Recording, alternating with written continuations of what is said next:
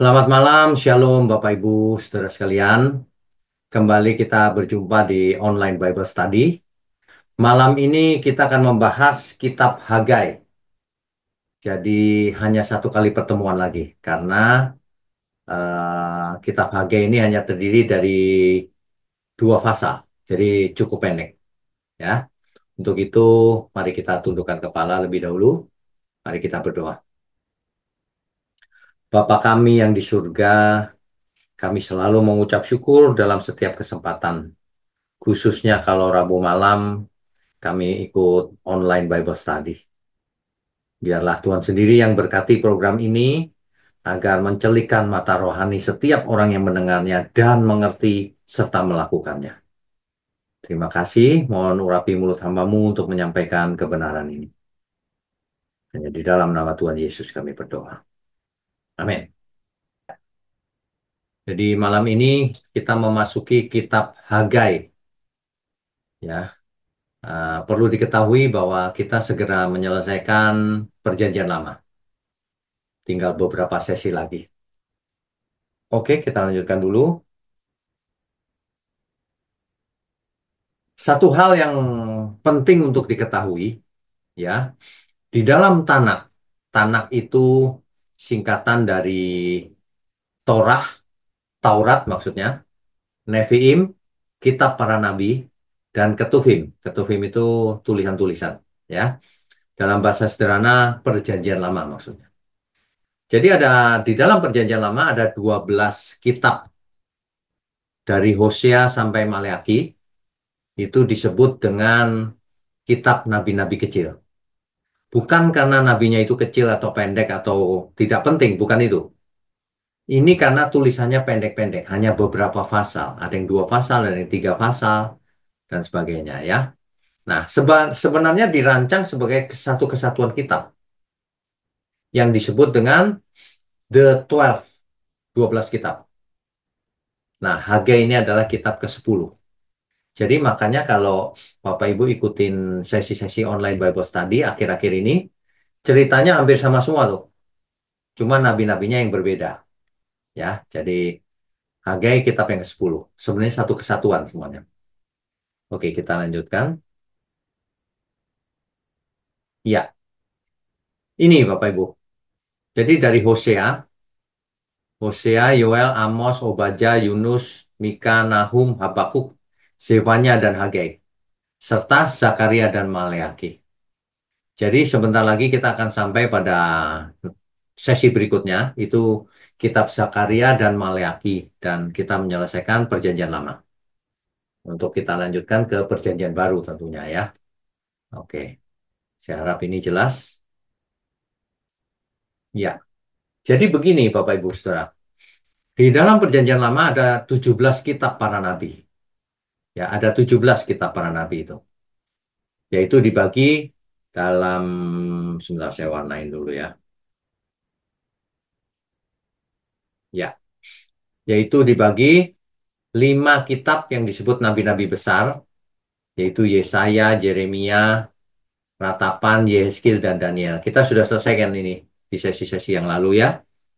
Kemudian ada kitab nabi-nabi kecil yang terdiri dari 12. Jadi Hosea, Yoel, Amos, Obadja, Yunus, Mika, Nahum, Habakuk, dan Zefanya. Kemudian hari ini Hagai, nanti minggu-minggu depan sesi berikutnya Zakaria dan Maleakhi, dan selesailah perjanjian lama. Ya, jadi kitab para nabi ada 17, 5-nya kitab nabi-nabi besar, 12-nya nabi-nabi kecil. Dan 12 ini sebenarnya satu kesatuan. Cuma nabi-nabinya yang berbeda ya. Oke, kita lanjutkan. Iya. Nah, kalau diperhatikan Hagai ada di sini, Saudara. Tahunnya 520 ya. Itu di Yehuda. Jadi kalau Saudara lihat ya, Hosea, Amos itu di Israel Utara, sedangkan Mika, Yesaya, Zefanya, Habakuk, Yeremia, Hagai, dan Zakaria serta Maleakhi Itu di Yehuda adanya. Yoel tidak diketahui lokasi dan waktunya, tidak tentu. Di Edom rupanya ada Nabi Obadjah. Di utara di Asyur ada Yunus dan Nahum. Di Babel ada Daniel dan Yehezkiel. Begitu ya, Bapak Ibu Saudara. Kita malam ini sedang membahas kitab Hagai. Oke, kita lanjutkan. Ya. Nah, kronologinya adalah sebagai berikut. Kita sebenarnya sudah membahas hal ini beberapa kali di sesi-sesi yang lalu, ya, bahwa Babel dikalahkan oleh Persia tahun 539 sebelum Masehi. Kemudian Persia menang, rajanya namanya Kores. Kores sangat menghormati agama Yahudi sehingga ia mengizinkan orang Yehuda kembali ke Yerusalem untuk membangun Bait Allah kembali. Tahunnya 538. Setahun setelah menang lewat Persia, Kores mengizinkan orang Yahudi pulang. Ya. Kemudian 2 tahun kemudian pembangunan Bait Allah dimulai. Ini Bait Allah kedua ya, saudara ya. Karena yang pertama kan sudah dihancurkan oleh Babel. Kemudian, tapi di dalam 6 tahun kemudian pembangunan ini berhenti. Kenapa? Karena penguasa yang baru dihasut oleh orang non-Yahudi bahwa nanti orang Yahudi akan, kalau kuat, akan memberontak. Jadi dilarang pembangunan itu. Sempat terhenti. Barulah di zamannya Hagai, Zakaria, ya Hagai, Zakaria, nanti pembangunan itu dilanjutkan tahunnya 520 dan Bait Allah selesai dibangun 516 sebelum Masehi. Ya, ini adalah Bait Allah kedua. Nah, di zamannya Hagai ada nabi yang sejaman yaitu Zakaria. Begitu ya. Kita lanjutkan dulu. Ya. Jadi kitab Hagai ini ditulis sekitar tahun 520 sebelum Masehi. Ya. Ini kemudian ditujukannya kepada orang-orang Yehuda yang kembali dari pembuangan di Babel, yang tinggal di Yerusalem. Tujuannya adalah memperingatkan orang-orang Yehuda yang tadi itu, yang sudah pulang ke Yerusalem, untuk menyelesaikan pembangunan Bait Allah. Mereka malah memprioritaskan membangun rumah-rumahnya sendiri yang mewah. Sedangkan Bait Allah tetap berupa reruntuhan. Ini nggak benar nih, ditegur oleh Nabi Hagai. Jadi Hagai adalah seorang nabi setelah zaman pembuangan, bersama dengan dua nabi yang lain, yaitu Zakaria dan Maleaki nantinya. Tulisannya Hagai ini sederhana dan direct, langsung to the point gitu ke masalahnya. Ya, tidak berbasa-basi. Oke, kita lanjutkan. Hagai menyampaikan nubuatan-nubuatan kepada orang-orang di Yerusalem hanya dalam kurun waktu 4 bulan saja nubuatannya itu. Hanya 4 bulan, dari 29 Agustus sampai dengan 18 Desember 520 sebelum Masehi. Ya. Hagai memulai pelayanannya sekitar 18 tahun setelah gelombang pertama kembalinya orang Yahudi dari pembuangan di Babel. Sekitar 18 tahun, saudara. Oke, berikutnya. Nah, orang-orang Yehuda yang telah dibuang ke Babel dan Bait Allah di Yerusalem telah dihancurkan pada tahun 586 sebelum Masehi. Ya, 50 tahun kemudian Persia mengalahkan Babel dan membebaskan para tahanan politik. Lalu Kores tadi sudah disebut ya, Raja Persia setelah menaklukkan Babel mengizinkan orang Yahudi kembali ke kampung halamannya dan membangun kembali Bait Allah pada tahun 538 itu. Nah, gelombang pertama 50.000 orang Yahudi pulang membangun Bait Allah.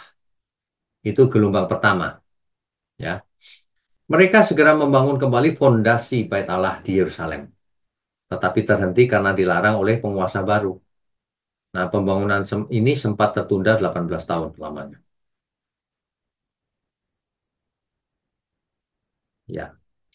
Bapak Ibu Saudara, ini adalah foto dari sebuah silinder yang terbuat dari Tanah Liat, yang tulisannya itu kalau dibaca mengisahkan tentang Raja Kores, ya. Ini dia. Bukti arkeologis sebuah silinder dari tanah liat sepanjang 9 inch. 9 inch itu kira-kira segini, Saudara. Ya, sekitar 20 sekian senti. Berasal dari tahun 536 sebelum Masehi. Ditemukan jadi merupakan bukti bahwa dahulu Raja Persia yang namanya Kores itu membebaskan orang Yahudi supaya kembali ke Yerusalem dan membangun kembali Bait Allah. Bahkan Raja Kores ini minta supaya ia didoakan juga. Nah, ini buktinya. Oke, berikutnya. Ya. Nah, pada tahun ke-18, panen gagal, Saudara. Jadi selama 18 tahun ditunda kan pembangunan Bait Allah ini. Di tahun ke-18 panen pada gagal. Hagai memperingatkan agar mereka segera menyelesaikan pembangunan Bait Allah agar panennya dipulihkan, memberkati tanah mereka lagi. Itu peringatan dari Hagai, ya. Dan mereka sudah 66 tahun hidup tanpa Bait Allah. Sudah lama sekali 66 tahun. Sehingga dikhawatirkan mereka akan melupakan bagaimana rupa megahnya Bait Allah yang dulu itu. Atau bahkan kehilangan keinginan untuk membangunnya kembali. Sudah 66 tahun. Makanya Hagai memperingatkan, ya. Nah, melalui pelayanan Nabi Hagai dan Zakaria, akhirnya Bait Allah selesai dibangun. Yaitu 520 sampai 516. 4 tahun saja, Saudara. Ya. Oke, kita lanjutkan.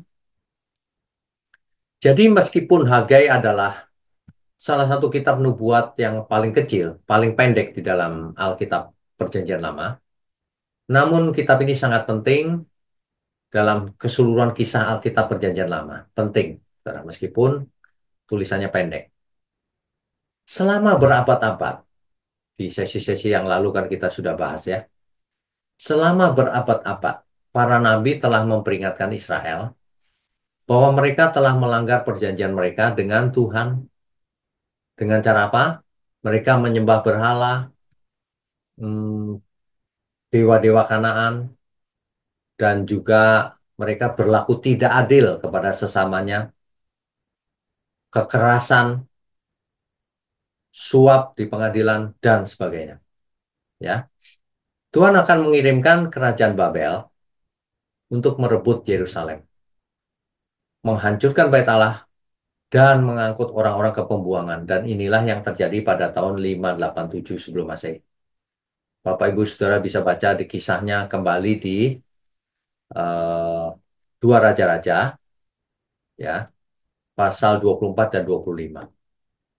Sudah kita bahas di sesi-sesi yang lalu. Akan tetapi ini bukanlah akhir cerita.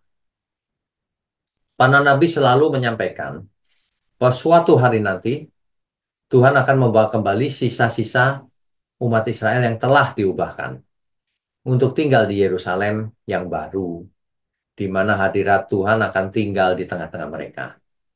Jadi ada peringatan nabi-nabi, hukuman terhadap Israel, diserang Asyur di utara, di selatan diserang Babel, mereka dibuang ke Babel, lalu akan ada pemulihan.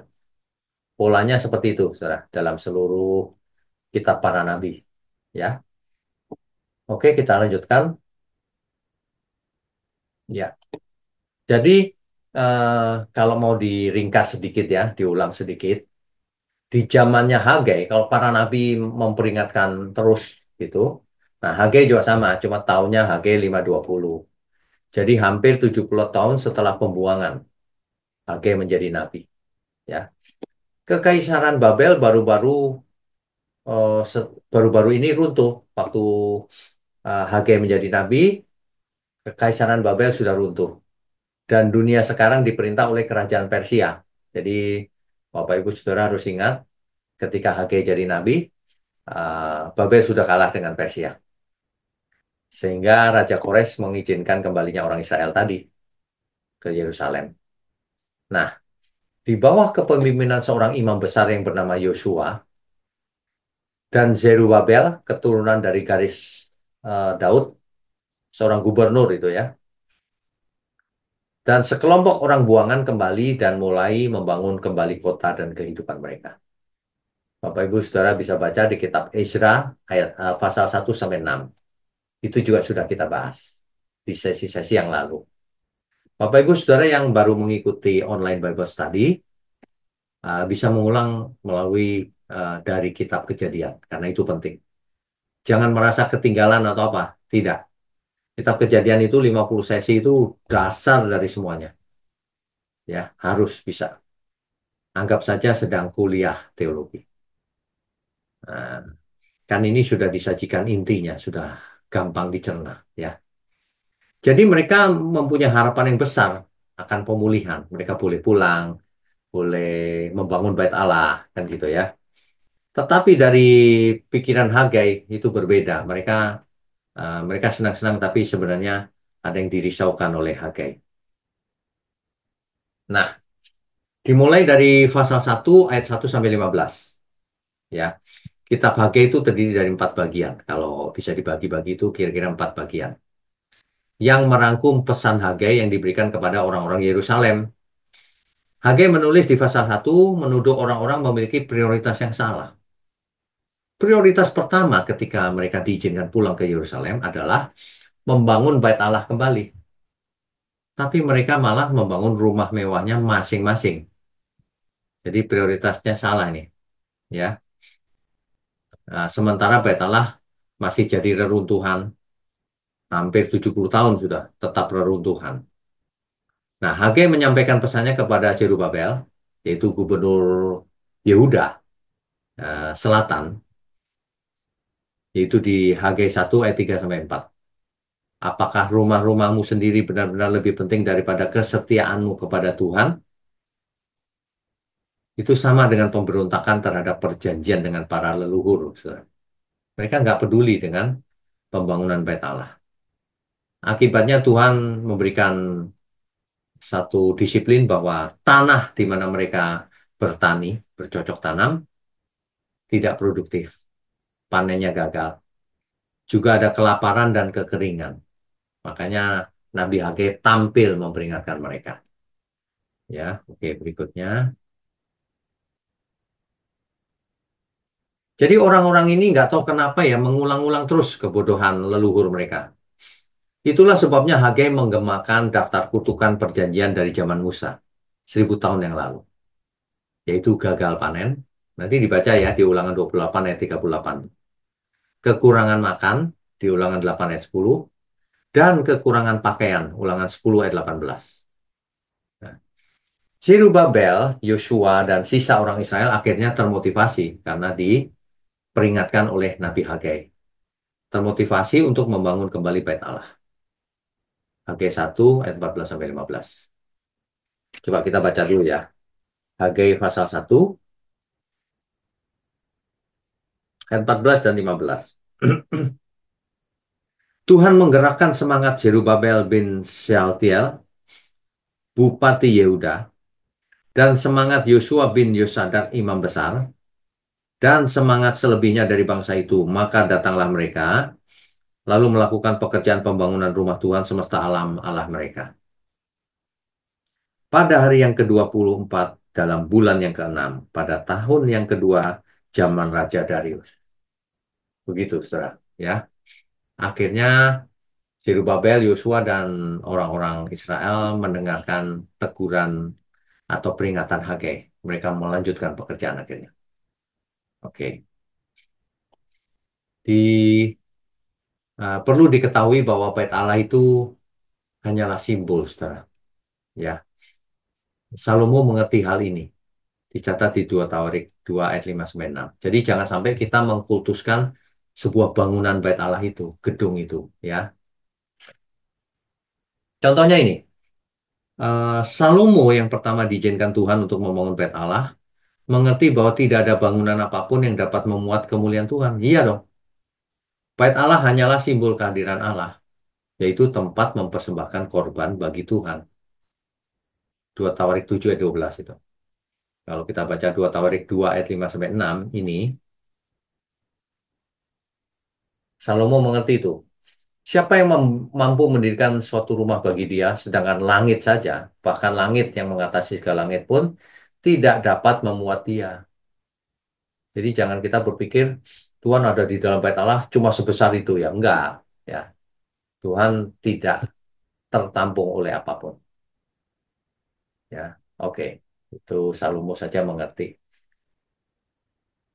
Nah, Haggai pasal 2 ayat 1 sampai 9. Pada bagian 2 ini 1 bulan kemudian setelah yang ditegur pertama, sebulan kemudian Haggai menindaklanjuti dan membahas masalah harapan yang hancur di antara orang-orang. Bait Allah yang mereka bangun kembali tidak mengesankan, biasa-biasa saja gitu. Tidak ada apa-apanya dibandingkan dengan kemegahan bait Allah yang dibangun Salomo sekitar 500 tahun sebelumnya. Ya, mereka itu membangun tapi motivasinya kurang kuat, saudara. Masih lemah, nggak terlalu niat untuk menyelesaikan. Makanya Hagai mengingatkan tentang janji-janji nubuatan, yaitu tentang kerajaan Allah di masa depan dan bait Allahnya.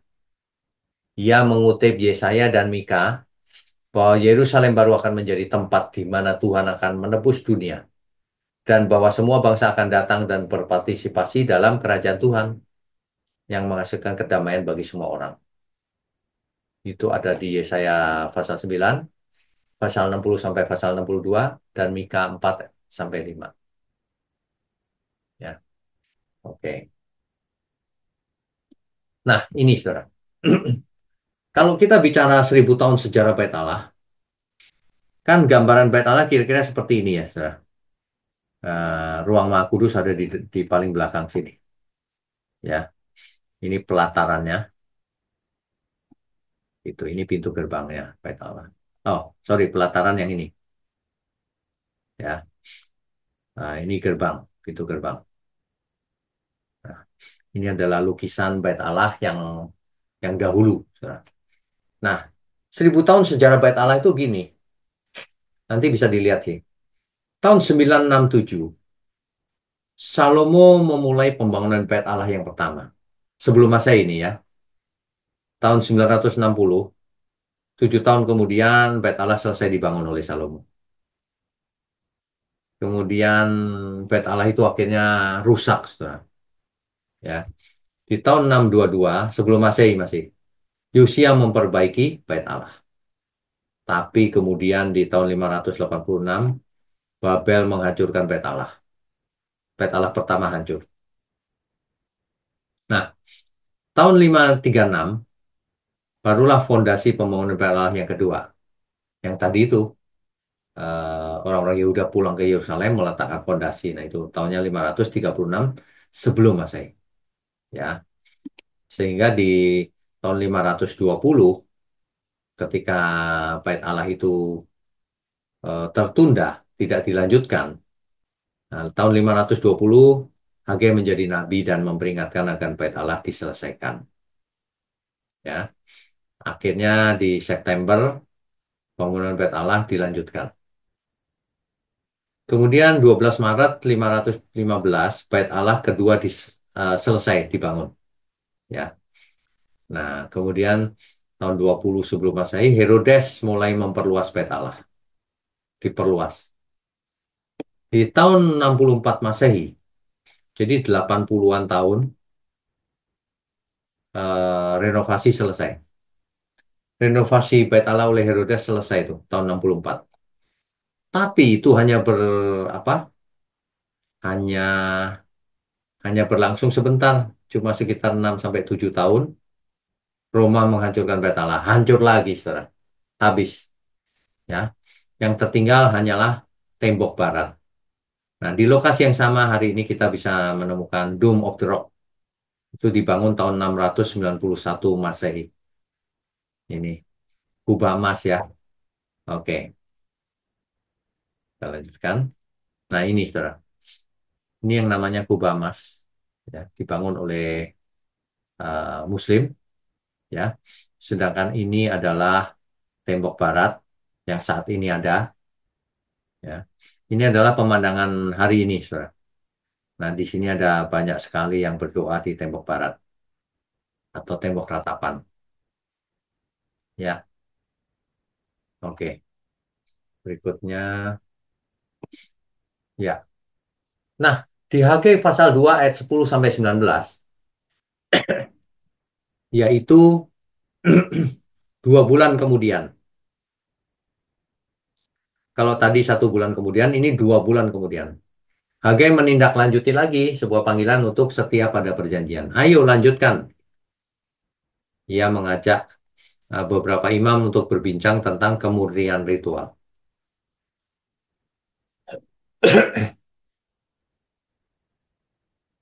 Jika seseorang menyentuh mayat dan menjadi najis secara ritual, atau ditandai dengan kematian, lalu menyentuh makanan, apakah makanan itu juga menjadi najis? Hagai bertanya kepada imam. Nah, para imam berkata, ya pasti dong, menyentuh mayat lalu menyentuh makanan, maka makanan itu menjadi najis. Ini hukum Taurat, saudara. Ya. Kemudian Hagai mengubah skenario itu menjadi sebuah perumpamaan. Hal yang sama terjadi pada orang Israel dan apa yang mereka lakukan saat membangun kembali Bait Allah. Jika generasi saat ini tidak merendahkan hati dan berpaling dari ketidakadilan dan sikap apatis, tetap aja tidak adil, serakah, ya, maka apapun yang mereka bangun dengan tangan mereka, termasuk Bait Allah yang baru akan menjadi najis.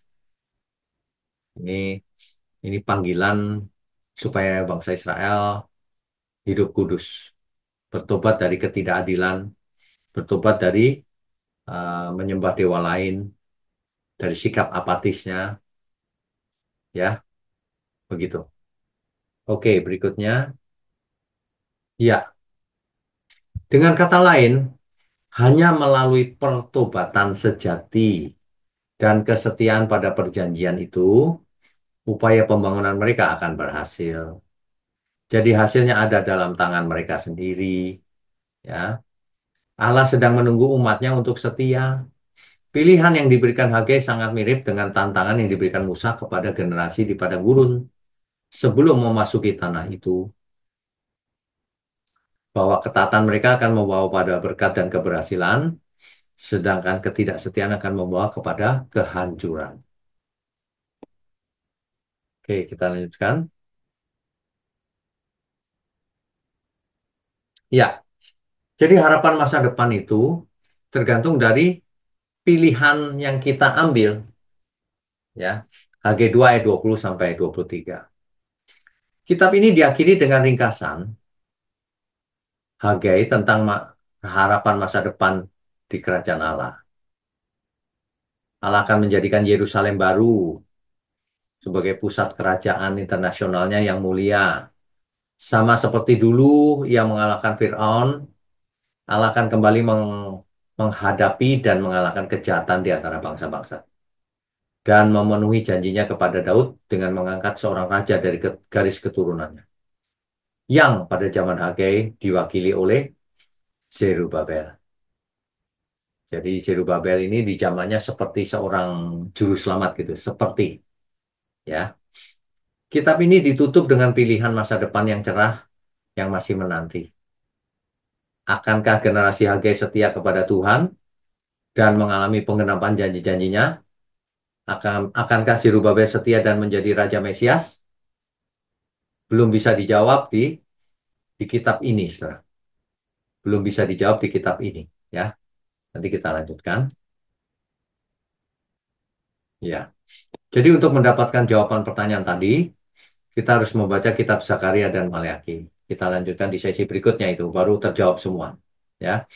Namun kita dapat melihat bagaimana kitab kecil ini berisi tantangan besar bagi setiap umat Allah.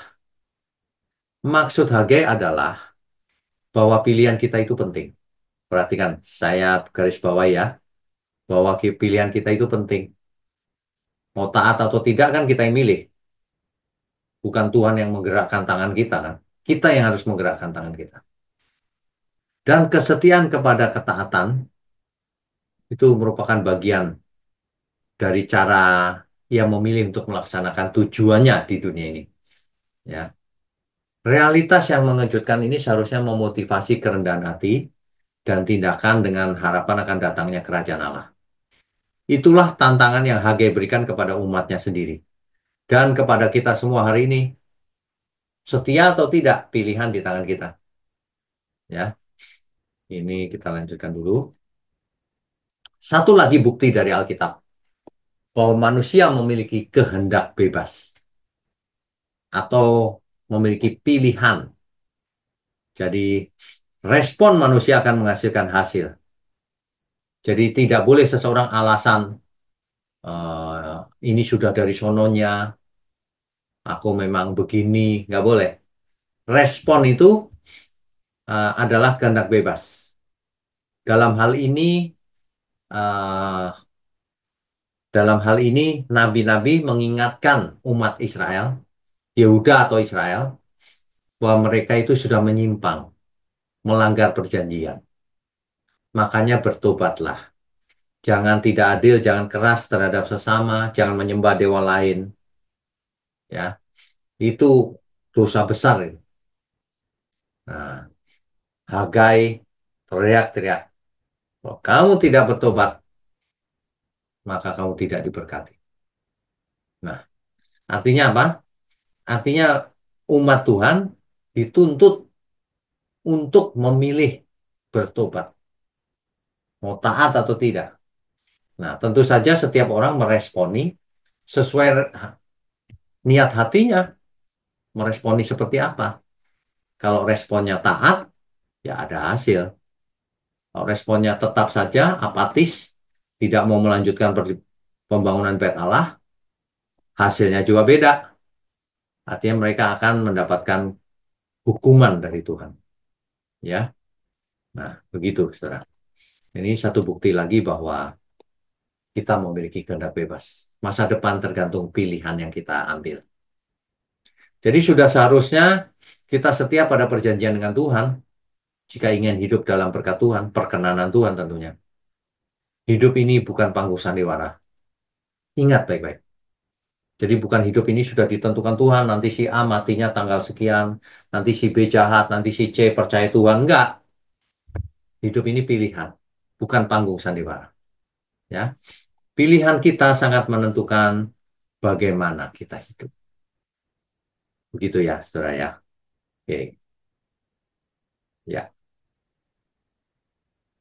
Jadi sekali lagi, bahwa kita itu memiliki kehendak bebas. Kita mau ke kiri, mau ke kanan, kita yang menentukan. Tapi dari pihak Tuhan, Tuhan berteriak melalui para nabinya. Hari ini Tuhan berteriak melalui hamba-hamba Tuhan yang benar. Nah, supaya manusia-manusia, semua umat manusia ambil keputusan untuk bertobat. Pilihan di tangan manusia itu. Manusia bukan robot biologis. Ya, ini bukti jelas di di segala kasus di Alkitab. Pada ujungnya akan menjelaskan bahwa manusia itu diberi kehendak bebas. Artinya manusia bisa memilih mau taat atau tidak. Demikian kitab Hagai. Jadi pendek sih, cuma 2 pasal. Ya, oke, kita lanjutkan dengan diskusi dan tanya jawab. Yang pertama, oke, sebentar saya buka dulu. Ya, yang pertama Pak Wirawan, silakan Pak.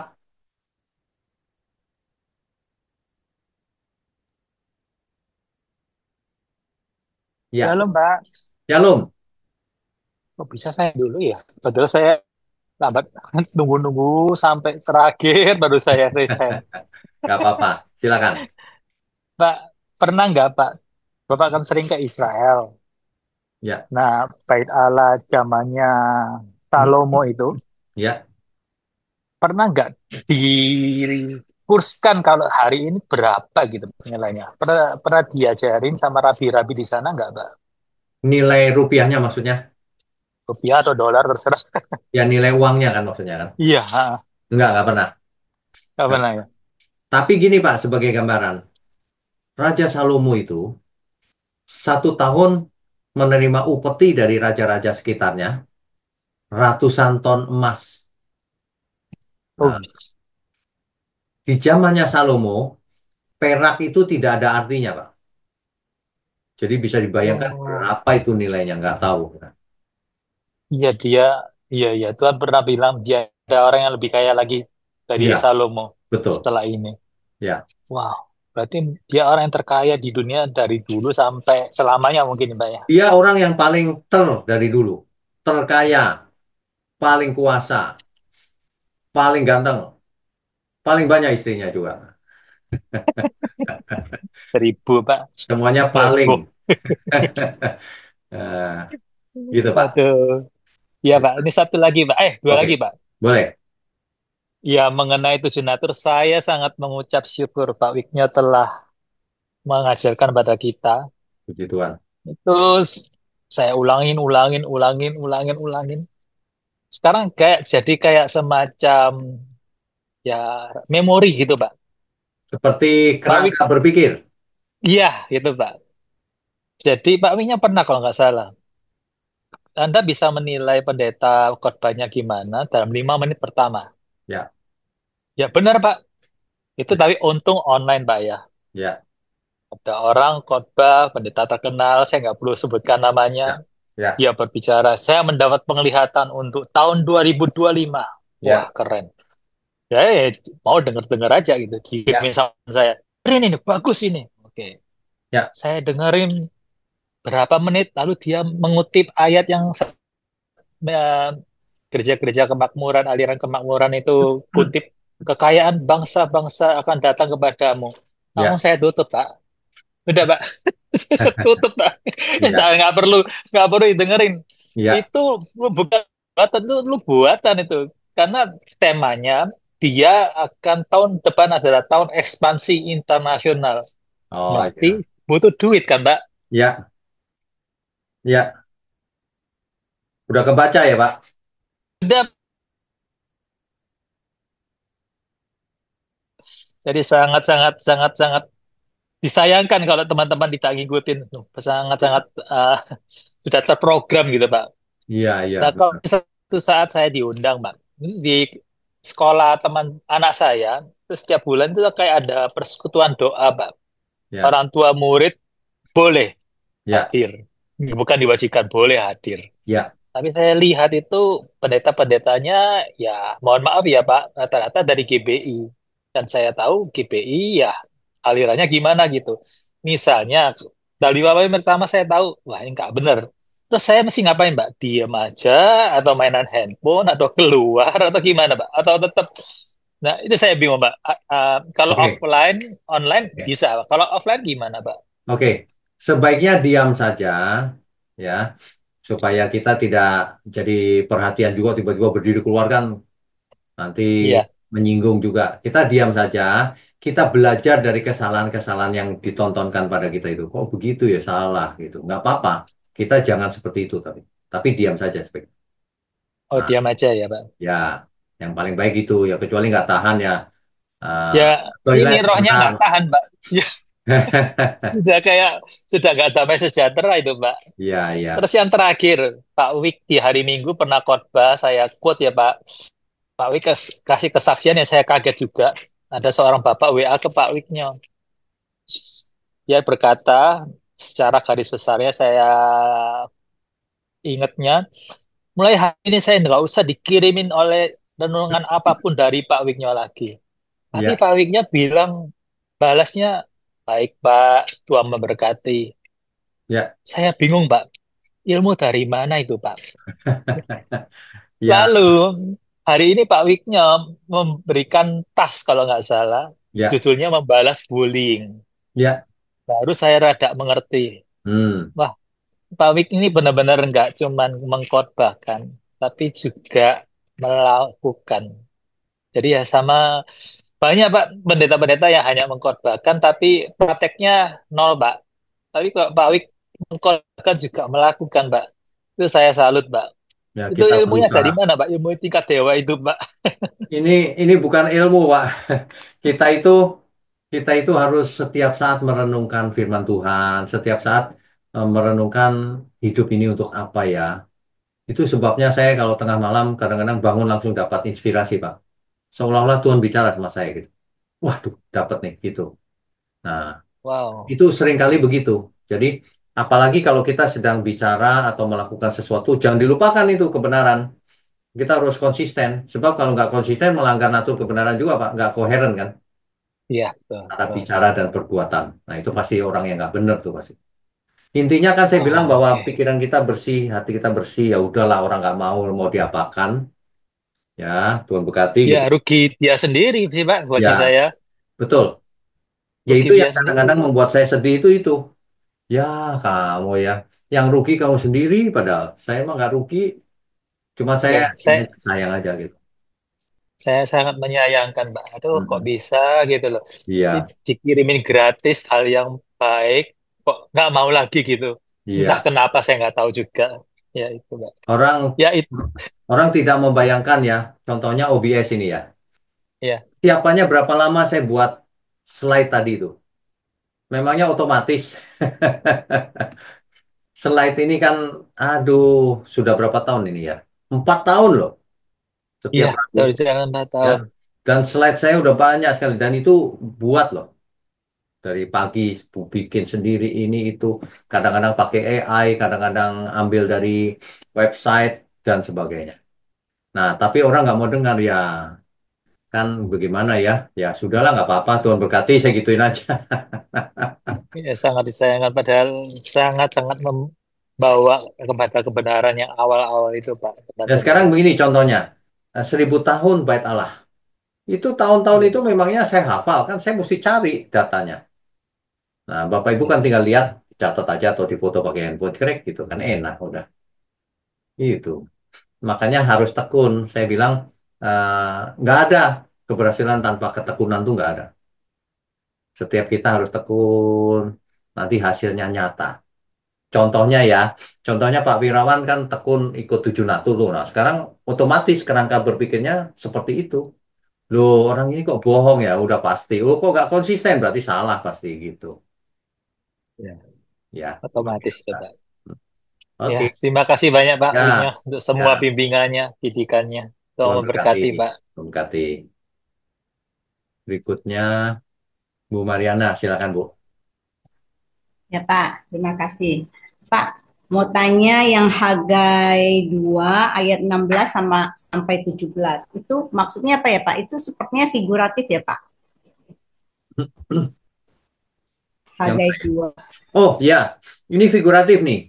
Iya, Maksudnya gini, maksudnya maksudnya apa ya Pak? ya, maksudnya orang berusaha setengah mati waktu panen ternyata panennya gagal. Hmm, Harusnya dapat 50 takel anggur, tapi hanya hmm, dapat 20. Artinya panennya sedikit hmm, ya. Harusnya 20 gantang, cuma hanya dapat 10 gantang. Separuh panennya hasilnya cuma. hmm. Gandum ya. Tapi 17 itu jelas bicara tuh. soal fisik ya Pak? Ya, betul. Hmm. 17 contohnya, aku telah memukul kamu dengan hama dan penyakit gandum. Nah, itu maksudnya panennya jadi gagal, Bu. Oh ya, Itu. Karena mereka menunda pembangunan bait Allah tadi. pembangunan. Tadi terpikir Pak, selain pengertian fisiknya, apa pengertian rohaninya atau Oh, tidak sesuai dengan standar yang Tuhan tetapkan, apa begitu gitu loh Pak. Tadi terpikir apa begitu gitu. nggak usah terlalu jauh, Bu. Ini Oh, ini ini Nabi Hagai lagi menegur, kamu nggak lanjutkan ya, panenmu gagal. Itu. oh ya. Jadi zaman itu memang segala sesuatu tuh dilihat dari fisiknya ya Pak ya. Ya, Kalau nggak betul, lakukan ini hasilnya ini. betul, Kalau lakukan betul, ini hasilnya ini. betul. Nah, di tahun itu kan memang ternyata panennya gagal, Bu. Iya, berarti karena mereka tidak membangun Ya, bait betul. Allah. Nah, Makanya Pak, Hagai pertanyaan, menjadi nabi gitu. iya, Pak, pertanyaan kedua, Pak. Nah, Ya, ini kan kalau di Hagai itu sepertinya eh, Tuhan tuh lewat lewat Hagai itu mendesak supaya bait Allah itu cepat dibangun ya, Pak.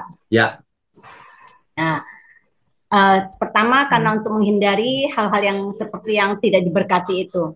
Nah, ya, kalau saya kaitkan dengan zaman kita sekarang nih ya, Pak ya. ya.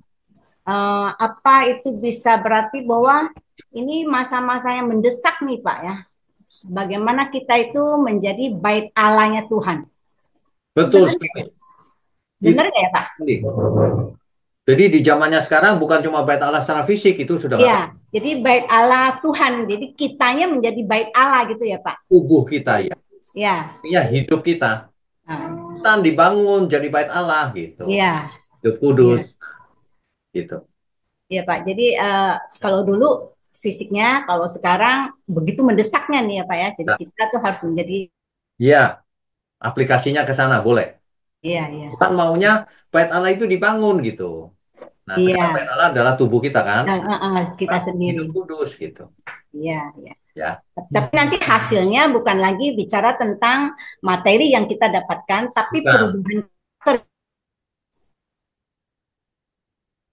pas segambaran Tuhan bukan ya Pak? Ya, hasilnya itu kerohanian. Iya, bukan fisik lagi kan ya. Kita tidak bicara tentang diberkati secara materi gitu ya Pak ya. Ya, meskipun Nah, yang diberkati secara materi ada yang tidak, tapi itu nggak penting. Yang penting ya, ya, ya. berkat, Yang utama itu bukan itu ya Pak ya. keselamatan. Oh ya, ya benar-benar. Ya, ya, ya udah Pak. Itu aja. Oke, Makasih ya Pak. berikutnya Pak Sujanto Teja, silakan, raise hand nih.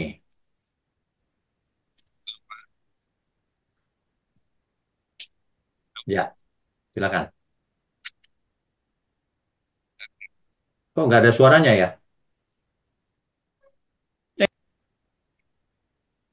Halo, halo. Oh, ada suara nih, Pak. Nah, sekarang ada. Halo. Sekarang ada. Pak.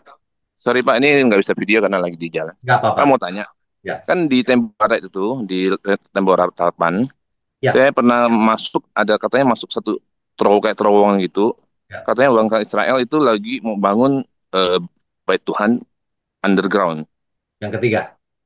Iya. Nah, apakah itu real atau hanya apa istilahnya? Itu hanya kayak eh, untuk wisata, untuk dikunjungi gitu loh. Karena saya lihat memang mereka serius banget seperti yang membangun itu. Oke, itu Gimana tuh, Pak? oke. Itu tidak benar. Itu tidak pernah ada.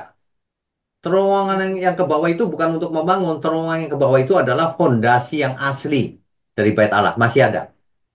Berapa meter ke bawah itu masih fondasinya masih ada. Nah, itu artinya bukti bahwa itu lokasi Bait Allah yang dibangun Salomo. Ya, Fondasi awal. jadi bukan lagi diem-diem di bawah terowongan membangun Bait Allah. Enggak. Di bawah itu memang fondasi aslinya sudah ada. Masih ada. Jadi untuk sejarah aja, Pak ya. Untuk sejarah. Nah, sementara itu memang ada sekelompok kecil yang bercita-cita membangun Bait Allah. Tapi itu sekelompok kecil, nggak bakalan. Karena semua orang saya tanyain, nggak ada yang mau bangun, mau perang dunia. Nggak bisa, kan gitu. Nah, jadi, tapi ada sebagian yang memang sudah mempersiapkan baju imamnya, tabut perjanjian katanya ada di Afrika, yang begitu-begitulah. Tapi itu sekelompok kecil, tidak bakalan dibangun. Kenapa? Karena Bait Allah itu tubuh kita. Seandainya dibangun pun, tidak ada hubungan dengan kekristenan. Itu hubungannya dengan Taurat. Ya, kan mau korban bakaran lagi, wow, kita nggak boleh, kita binasa menghina Tuhan Yesus itu. Korban sekali untuk selamanya di kayu salib. Begitu. Oke, oke, oke. Oke, Pak. Thank you, Pak. Oke, Tuhan berkati. Berikutnya, Pak Payaman, silakan Pak. Selamat malam. Selamat malam. Eh, Kalau dilihat dari Hagai 2 ayat 23 ataupun ayat terakhir, Ya, bahwa Raja Yehuda Jerubabel ya, ataupun Bupati Yehuda, dia Tuhan katakan bahwa engkau akan kujadikan cincin meterai. ya, Jadi saya melihat ada suatu prestasi dari dengan adanya statement dari Tuhan kepada beliau. ya, Nah, kemudian di situ mungkin yang berperan itu cukup saya lihat bahwa Bupati Yehuda, Zerubbabel, Nabi Hagai dan Imam Besar Yosua. ya. Bagaimana kerja ketiga ini sehingga berdampak di ayat 23 bahwa Zerubbabel akan dijadikan Tuhan menjadi cincin meterai. Cincin meterai itu bagaimana maksudnya? Makasih Pak. Oh, oke, baik. Ini Cincin kan, meterai.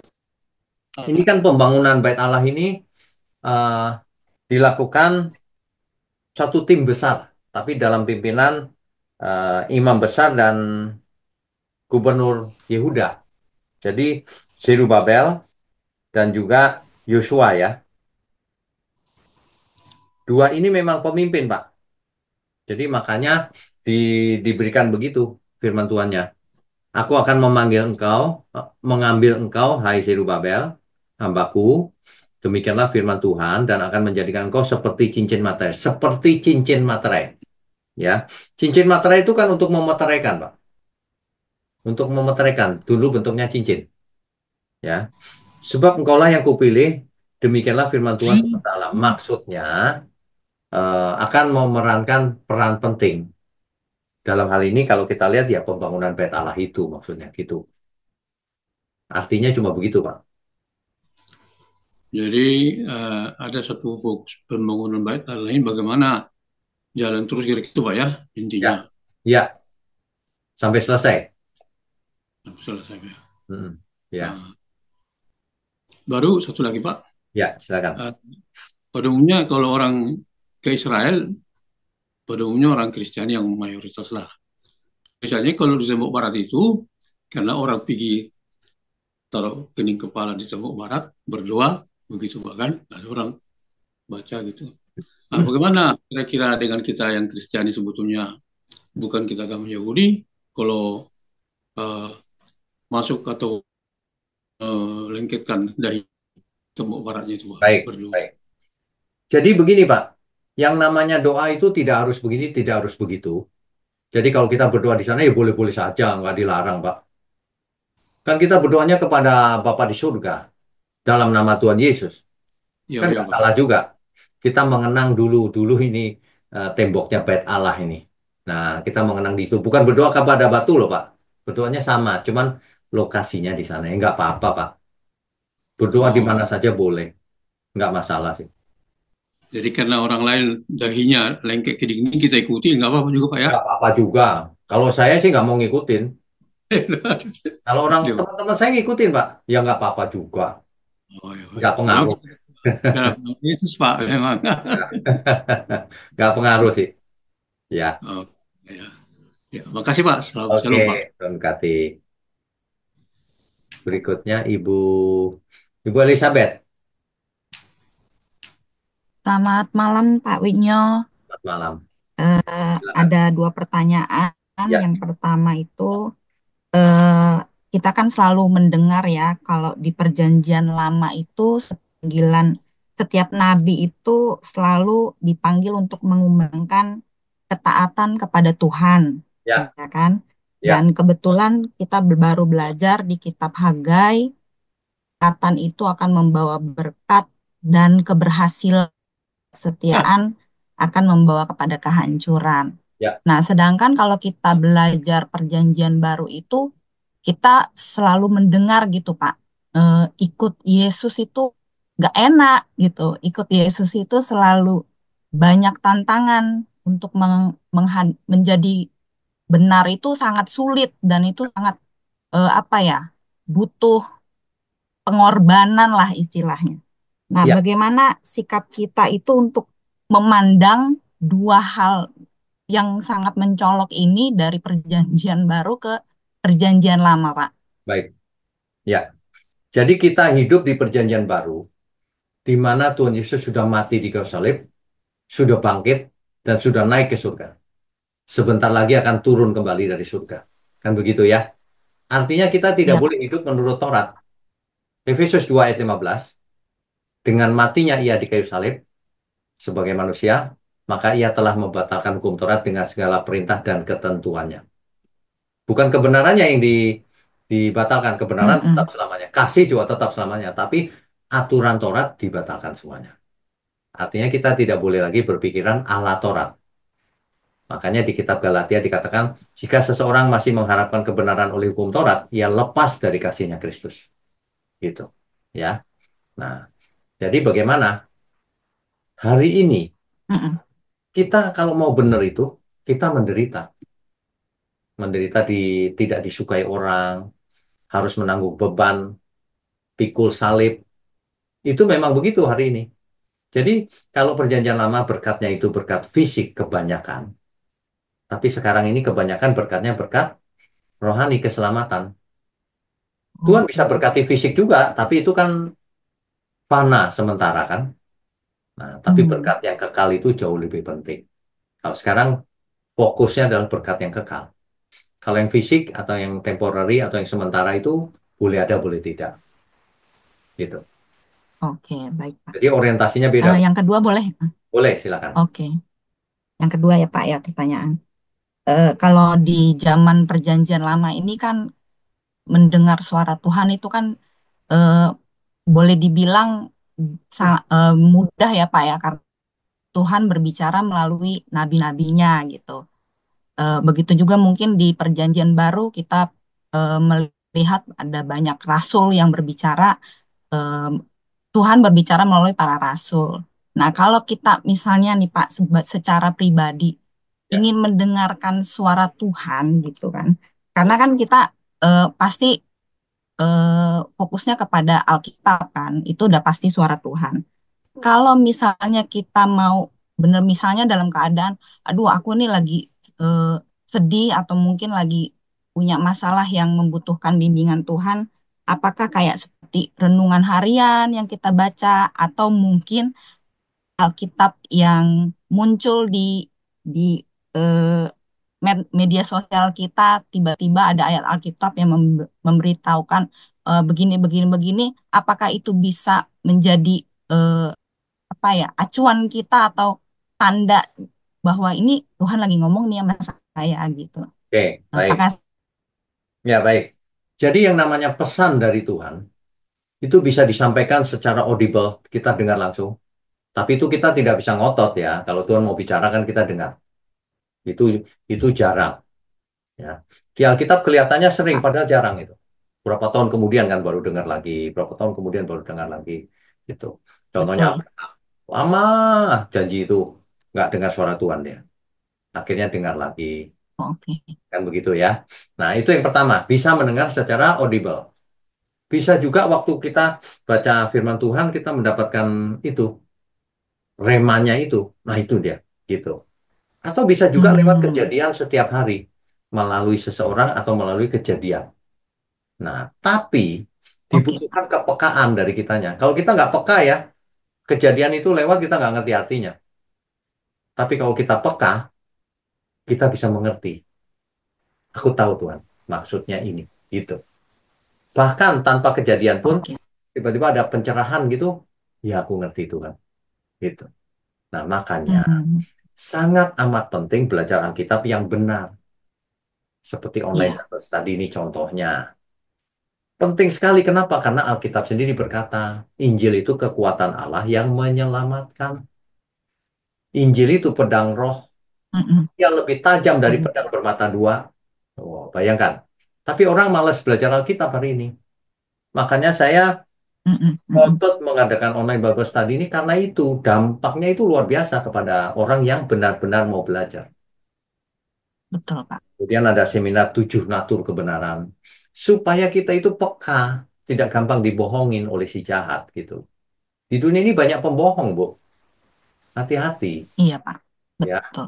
Nah, jadi kalau kita peka, maka kita bisa mendengar tanda kutip suara Tuhan. Nah, ini kayak Hmm. ini nih, begitu. Tapi bisa juga dengar langsung loh, Bu. Cuman ya jangan Oh, terlalu oh. berharap. Aku mau dengar loh Tuhan sekarang ya nggak bisa maksa Tuhan dong. Iya. Ya, Oke, Pak. ya. Terima kasih, Pak. Oke, Tuhan berkati. Berikutnya Pak Ridwan, silakan Pak. Malam Pak Wiknyo. Malam. Ya, silakan. Nah, ini kebetulan kemarin saya dengar tentang Natalan ya. Natalan kan 25 Desember, Ya, peringatan Natalan. Ah, ini 22 dan 25. terus ya, kan di Alkitab tidak ada ditulis secara jelas kan tanggal 25 Desember itu Ya, itu sebagai dan tidak ada juga Yesus mengatakan Natalan itu harus diperingati, nggak ada. ya, Di Alkitab nggak ada. Nah, kebetulan ada diskusi yang kemarin bicara tentang Hagai 2 ayat 19 sampai 20 dalam kurung ya, Hagai 2 sampai 19. Jadi itu dia kaitkan dengan tanggal Natal. Ah, ini apa Pak Piknya pernah dengar. Jadi saya coba bacakan ya Pak ya. dari ayat 19 dalam kurung, perhatikanlah mulai dari hari dan selanjutnya, mulai dari hari yang ke-24, ke-24 bulan ke-9. Ayat mana, Pak? Hagai 2, Pak. Ayat Ayat? 18. Dalam kurungnya kan ada dalam kurung 2 sampai 19 ya. Oke, ya. Nah, itu kan perhatikanlah mulai hari ini dan selanjutnya. Mulai dari hari yang ke-24 bulan ke-9. Mulai hari, mulai dari hari diletakkannya dari bait Allah, perhatikanlah. Jadi ini dikaitkan dengan seolah-olah ada seorang namanya Colson Shepherd ya. Jadi Jewish Holidays. Dia menafsirkan bahwa 24 bulan ke-9 itu dalam kalender Yahudi, Kislev ya, bulan 9. Dia bilang sama dengan 25 Desember kalender Gregorian. Jadi ditafsirkan seolah-olah Yesus ditempatkan di rahim Maria pada tanggal tersebut. Ini hanya tafsiran. Apa Pak Wigno pernah dengar tentang ini, Pak? Nggak pernah dengar. Saya nggak pernah dengar. Dibicarakan. Saya nggak pernah dengar dan saya tidak mau tafsiran-tafsiran seperti itu. Oke, Pak. Ya. Ya, kebanyakan cocokologi. Tanggal 25 Desember itu kan kita percayanya, bukan percaya sih, itu dipakai sebagai peringatan. Padahal belum tentu 25 Desember juga gitu loh. Jadi kalau ada orang yang menafsirkan, oh ini dari sini ya, terlalu jauh menurut saya. Gitu. Oke, Pak. Ya, Ya, itu terima saja. kasih, Pak Wigno. Oke, terima kasih, Pak Oke, Berkati. terima kasih. Berikutnya Pak Flakos. Halo, selamat malam Pak Pendeta. Halo, selamat malam. Silakan. Dengaran ya suaranya? Kedengeran, Pak. Oh, ya. Baik, baik. Baru jumpa lagi di malam hari ini. Ya, Oh Pak, saya off cam. Pak. nggak apa-apa. Silakan. Kalau dari kemarin kita sifatnya dan ini Hagai, Pak, kenapa hampir nabi-nabi kecil ini mereka semua lebih banyak di Yehuda ya Pak? Artinya di kerajaan Yehuda gitu. Ya, Kenapa nabi-nabi kecil ini lebih banyak? oke, baik. Buat di situ Pak. Mungkin Ya, ada sisa sejarahnya atau bagaimana atau ada oke, baik. rancangan Allah ya. Karena yang di utara, Pak, Ya, Israel yang di utara, kerajaannya punah, Pak. Diserang Asyur, lalu punah ya. dibawa ke Asyur dan tidak kembali lagi, tidak pernah kembali. Ya, ya. Nah, yang di Yehuda ini berkali-kali ada banyak nabi, karena nanti dibuang ke Babel, nanti kembali lagi gitu. Jadi lebih penting, karena datangnya Mesias lewat Yehuda, bukan lewat Hmm. yang utara, gitu. Jadi kalau kita bilang yang utama karena lewat Yehuda lah lahir Yesus Kristus bisa dibenarkan juga. Ya, bisa. Mesias lahir dari garisnya Yehuda. Baik, baik. Kemudian satu lagi Pak, Ya, eh, tadi kalau saya lihat di penjelasan Pak, kalau Hagai dia sejaman dengan ini kan, Nehemia juga ya. Nehemia. Ya, Nehemia itu kalau Nehemia dia kerjain tembok, tembok tahunnya Yerusalem. berapa itu ya? Harus dilihat tahunnya. Ya. Oke, ada peristiwa apa, Pak? Ada yang penting? Itu kan pembangunan apa ya? Bait Allah atau pembangunan pagar atau tembok Yerusalem itu yang terhambat ya Pak. Ya, Dan Nehemia dia membangun tembok Yerusalem ya Pak. ya. Nehemia. Ya. Kalau Hagai tadi diutus untuk bangun Bait Allah dari fondasinya, dari nol ya, atau gimana Pak? Oke, mesti lihat tahunnya, Pak. Iya, Nehemia itu saling berkaitan secara konteks sejarah, betul. Kalau iya. Hagai kan hidupnya lebih awal dari Nehemia ya, Pak. Hagai itu kan 520 sebelum Masehi tadi ya, catatannya ya. Pada masa pemerintahan Raja Darius I dari Persia. Iya. Itu Hagai, ya. Berarti Bersama yang ini dengan sudah Nabi runtuh. Zakaria, Oh iya iya iya. ya kan, pada Ini zamannya. udah runtuh Yerusalemnya kan? Bagaimana? Berarti sudah sudah ini ya, runtuh Yerusalem sudah dikalahkan oleh Babel. Ya, betul. Nah, tidak sejaman, Pak. Kalau Nehemia itu 445 sebelum Masehi. Lama betul ya. Ya, jadi 100 tahun ya. 75 tahun setelah pelayanan Hagai baru Nehemia. Oh iya iya. Jadi beda-beda. Ya, Ya, baik baik. Pak, satu lagi ya, terakhir. ya, Kalau tadi saya lihat di penjelasan terakhir ada di situ tembok barat itu, ya. mengapa sampai sekarang orang-orang Yahudi masih optimis? Mereka selalu datang ratap di tembok itu, bahkan orang-orang dari seluruh dunia ya kalau kita mau lihat. Itu ada satu apa? Berdoa, Ya. mereka berdoa mengharapkan kedatangan Mesias, Pak.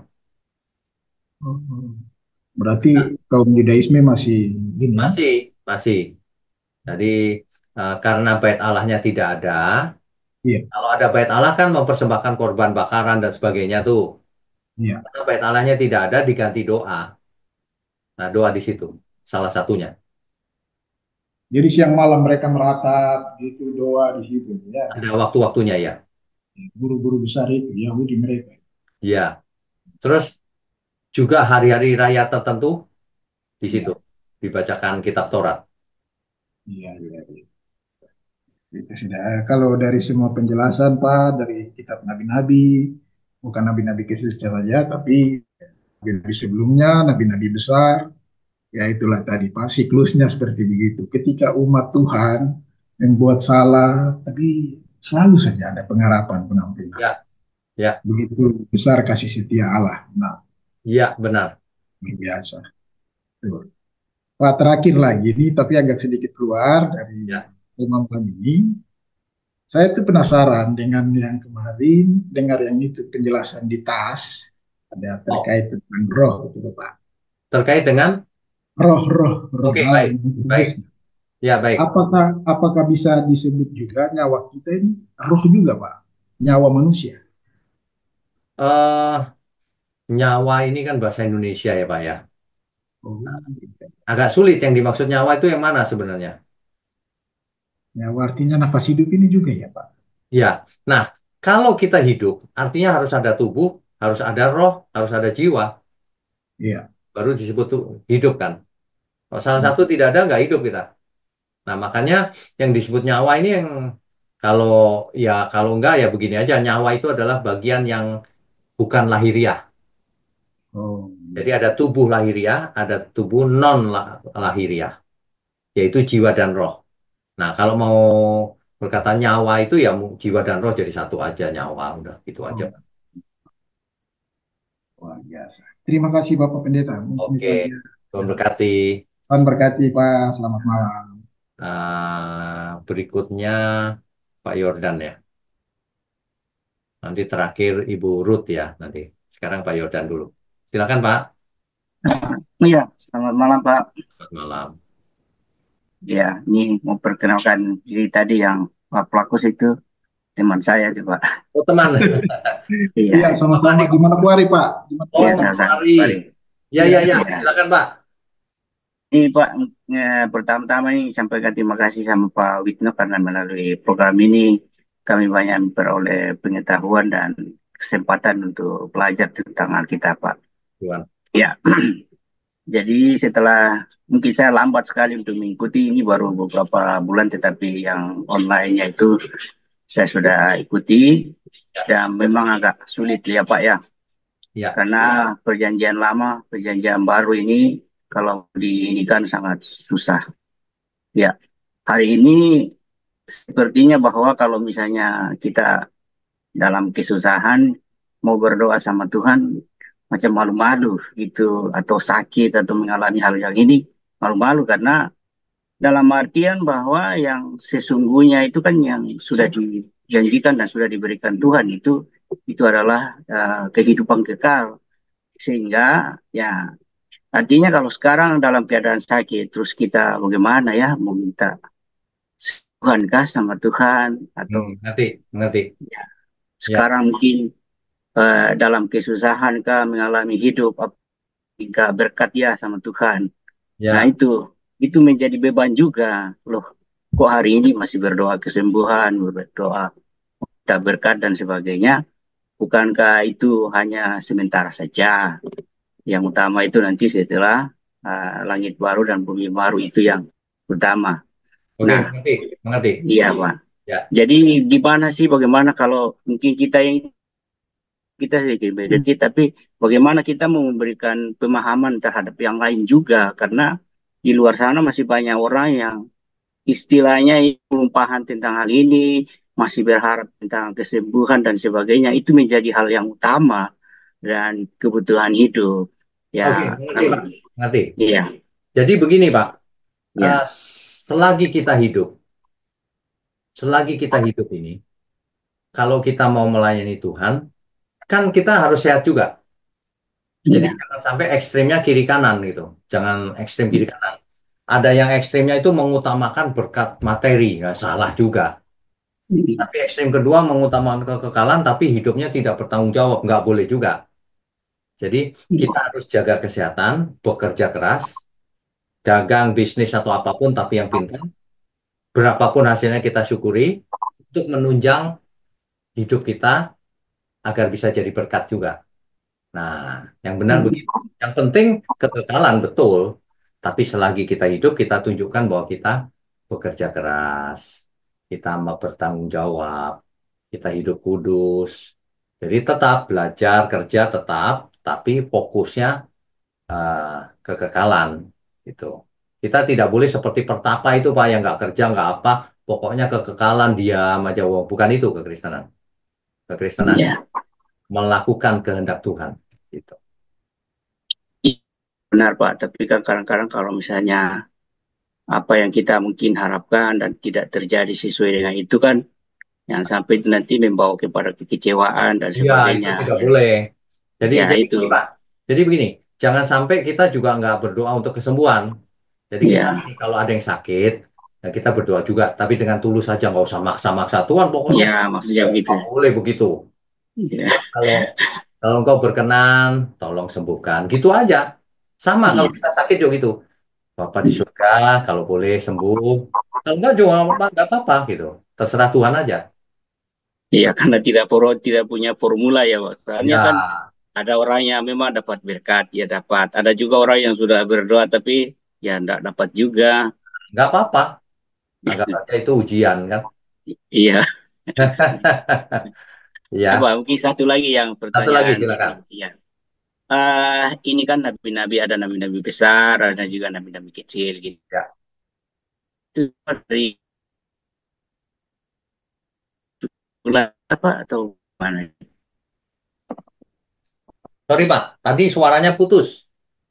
Bagaimana? Ini yang nabi-nabi Pak, ini nabi-nabi kecil, nabi-nabi besar ini, apakah itu semua dari suku Lewi atau mungkin dari suku-suku lain juga ada itu Pak?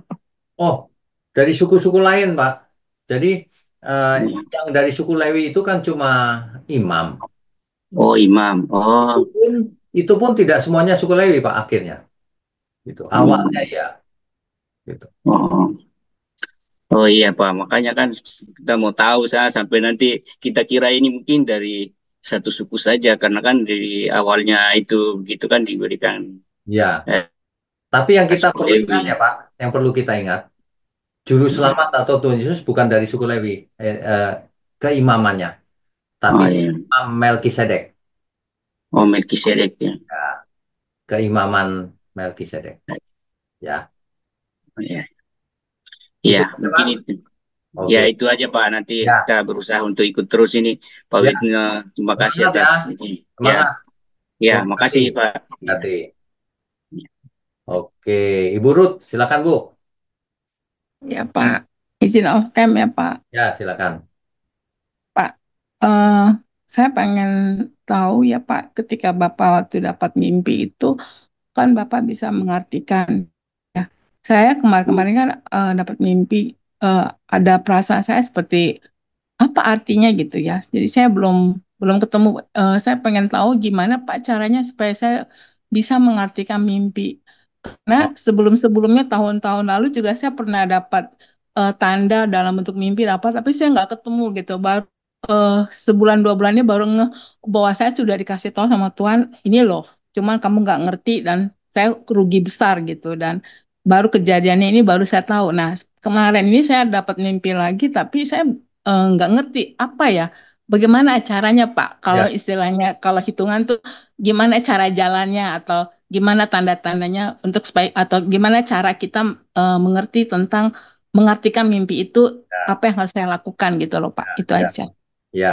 Sebenarnya tidak ada sekolahnya mengartikan mimpi. Dulu di Mesir ada. Bener, Pak. Kalau dulu di Mesir ada, Bu, itu tukang sihir.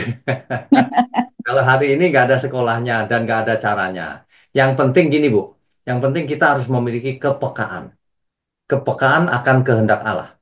Kehendak Tuhan itu apa ya dalam hidupku ini ya, gitu. Kalau kita peka, nanti pesan-pesan Tuhan ngalir, Bu. Entah lewat mimpi, entah lewat kejadian sehari-hari, entah lewat apa gitu. Apalagi kalau setiap saat kita bergaul dengan Tuhan, itu makin peka. Nah, ya jawaban yang bisa saya berikan itu, kalau kita peka, kita bisa nangkep. Seandainya kita nggak nangkep pun, ya sudah Bu, jangan dipikirkan, gitu. Tapi kalau kita peka, kita akan tahu artinya, gitu. Oke, oke. Ya. Iya, Jadi, Pak. Baik. jadi Bu, jangan Makasih, nanya Pak. orang lain juga, artinya apa ini? Wah, nanti kayak dukun orangnya. Enggak, Pak. Saya sekarang udah ngerti, saya harus tanya sama Tuhan. Iya, mesti bergaul sama Tuhan deket gitu. Nanti kepekaan itu akan muncul. Baik, Pak. Oke, baik. Tuhan berkati. Salam malam Pak Wikyo. Salam, salam malam. Terakhir boleh tanya nggak Pak? Dulu ini Bu siapa? Alfi, Siapa? Bu Alfi, Bu Alfi ya. Ini masih banyak yang angkat tangan, jangan menyeruduk gitu. Ya takutnya ini udah mau terakhir. Ya memang nggak bisa Ibu nggak boleh nyeruduk, harus harus antri. Iya Terakhir ya. Pak Joko Oh terakhir. iya ya. Ya, baik, Ya baik. makasih Terima Pak. kasih Pak Wigno. Selamat malam. Selamat malam. Terima kasih buat kesempatan yang terakhir. Kebetulan yang saya mau tanya juga slide Bapak yang terakhir di Oh, kesimpulan poin yang pertama, Pak. oke baik. Yang ini sudah seharusnya kita setia pada perjanjian dengan Tuhan. Ya, Tentu kita semua sama sepakati karena Tuhan terlebih dahulu setia dengan kita dengan betul, perjanjiannya. betul. Nah, namun frasa yang kedua ini, Pak, anak kalimat yang kedua nih, frasa yang mengatakan jika ingin hidup dalam berkat Tuhan, Ya, supaya saya nggak salah di dalam mengambil satu kesimpulan, Pak.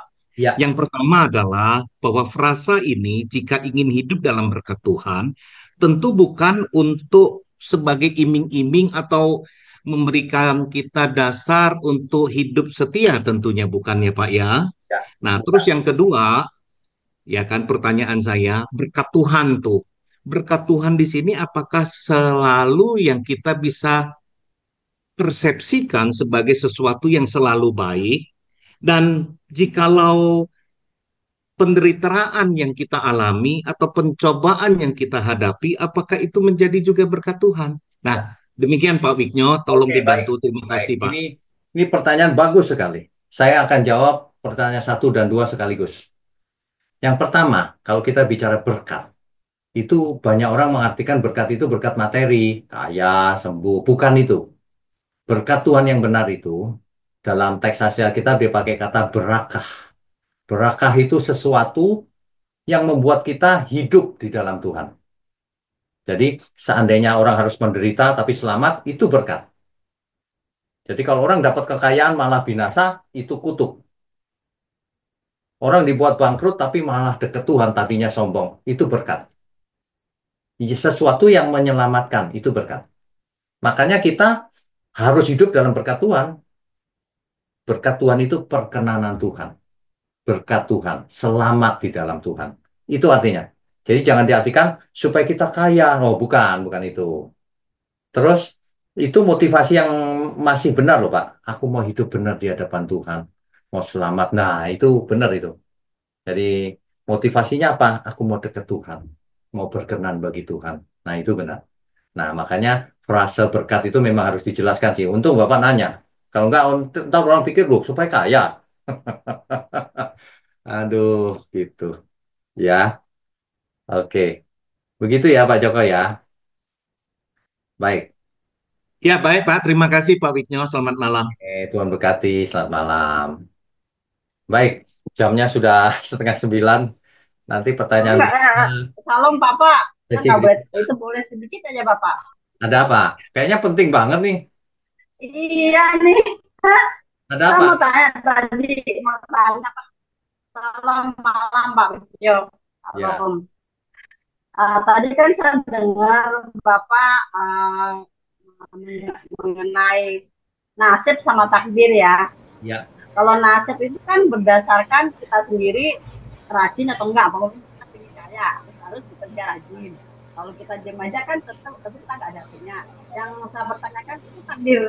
Takdir itu apakah benar yang begitu kita lahir itu sudah ditulis sama Tuhan tanggal kematian? Itu apakah betul Bapak? Itu saja. Oke, nasib dan takdir itu sama saja. Penentuan Tuhan maksudnya. Jadi itu tidak ada. Seseorang mati sakit jantung bukan karena ditentukan Tuhan, karena makannya nggak benar selama ini jadi cepet kenanya. Kan gitu. Jadi jangan berpikir soal takdir. Takdir itu hanya gini, ya aku lahir bukan dari seorang raja, ya nggak apa-apa lah kalau itu takdir. Tapi kalau mati, jodoh, kita beriman apa enggak itu bukan takdir. Kita yang harus berusaha. Jelas? Jelas ya? Oke. Berarti kayak kematian itu bukan takdir. Tulis Pak ya? Bukan takdir ya? Oh ya, itu aja Pak ya saya. Ya, oke. Masa kecelakaan takdir Tuhan yang menentukan? Tuhan jahat banget menentukan seseorang mati kecelakaan, kan enggak? Iya Pak. Oke, Tuhan berkati. Baik, malam ini kita selesaikan. Masih ada Pak, saya sudah raise hand, belum dipanggil. Sudah 8:30 Pak. Nanti baik. Depan ya. Ya baik Pak. Minggu depan. Oke, kita berdoa yuk. Bapa di surga, terima kasih untuk malam ini. Kembali kami diberkati oleh kebenaran firman-Mu. Biarlah setiap hari hidup kami berkenan. Kami boleh hidup sebagai anak-anak Allah. Kami mengucap syukur untuk program online Bible Study ini. Tuhan pakai terus sampai kesudahannya.